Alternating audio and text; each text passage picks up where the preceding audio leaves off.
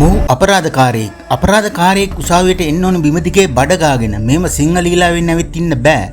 මොහු phone off කරගෙන යටිකූට්ටු game ගහමින් දින 20ක් පමණ අධිකරණයේ මගහැර හැංගිලා හිටියා.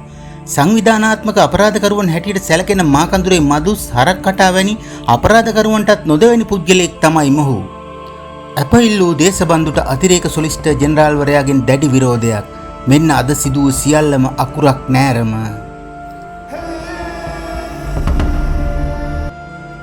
දේශබන්දු තෙන්නකෝන් වෙනුවෙන් පෙනී සිටි ජනාධිපති නීතිඥ සානක රණසිංහ අධිකරණයේ හමුවේ කරුණු දක්වමින් මෙම සිද්ධිය සම්බන්ධයෙන් අත්අඩංගුවට ගැනීම සඳහා වරෙන්තු නිකුත් කිරීමෙන් පසුව තම සේවාදායකයා අභියාචනා අධිකරණයේ ඉදිරියේ නඩුකරයක් ගොනු කරමින් සහනයක් අපේක්ෂා කළ බවත් එය ප්‍රතික්ෂේප වූවහම අද පෙරවරුවේ අධිකරණයට පැමිණ බාර වූ බවත් පවසා තිබුණා. ස්වාමීනි, මෙම සැකකරු අප මත මුදාහරින ලෙස මා ඉල්ලා සිටිනවා. අප ප්‍රතික්ෂේප කිරීමට නම් ඔබතුමා අප පනතේ විධිවිධාන දෙකක් සලකා බැලිය යුතුයි.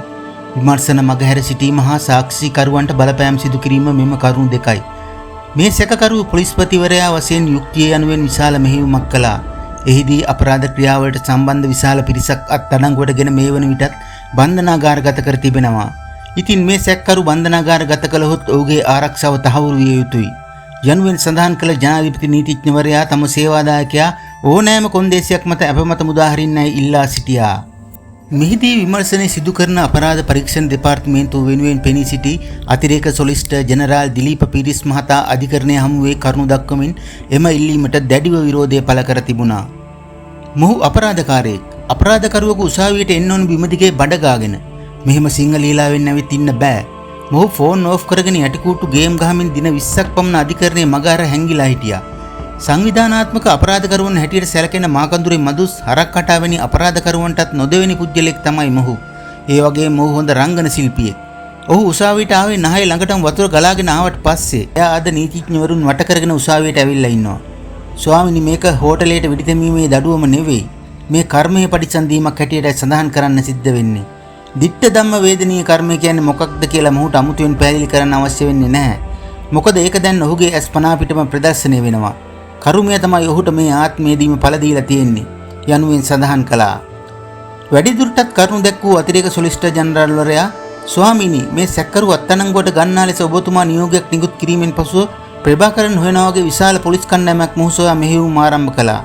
මොහුට තිබෙන සමාජ බලයත් ආගමික බලයත් පාවිච්චි කරගෙන ඊයේ දවස වනතුරු මොහු හැංගිලා හිටියා.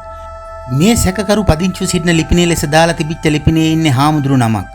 කිසිම දේපලක් මොහුගේ නමට ලියාපදිංචි වෙලා නැහැ. එහෙත් ඔහුට ගෙවල් 8ක් පමණ තිබෙන බව අපි හොයාගෙන තියෙනවා. ඒ නිසා මම කිව්වේ මේ පුද්ගලයා සංවිධානාත්මක අපරාධකරුවන්ටත් වඩා භයානක තැනැත්තෙක් කියලා. යනුවෙන් සඳහන් කළ අතිරේක සොලිසිටර් ජෙනරාල්වරයා මෙම සැකකරු අධිකරණයේ මගහැර කට්ටිපනිමින් සිටි පුද්ගලයෙකු බවත් සමාජයට පණිවිඩයක් දී හැකි තීන්දුවක් ලබා දෙන ලෙසත් ඉල්ලා සිටියා. වැඩිදුරටත් කරුණු දැක්වූ අතිරේක සොලිසිටර් ජෙනරාල් දිලීප් පීරිස් සඳහන් කළේ මොහුගේ අප ඉල්ලීම් ප්‍රතික්ෂේප කොට සැකකරු රස්සිත බන්ධනාගාරගත කරන ලෙසයි. ඉදිරිපත් වූ කරුණු සලකා බැලූ මහේස්ත්‍රාත්වරයා මොහුගේ අප ඉල්ලීම පිළිබඳ නියෝගය හෙට දින ප්‍රකාශයට පත් කරන බවට නියෝග කර තිබුණා.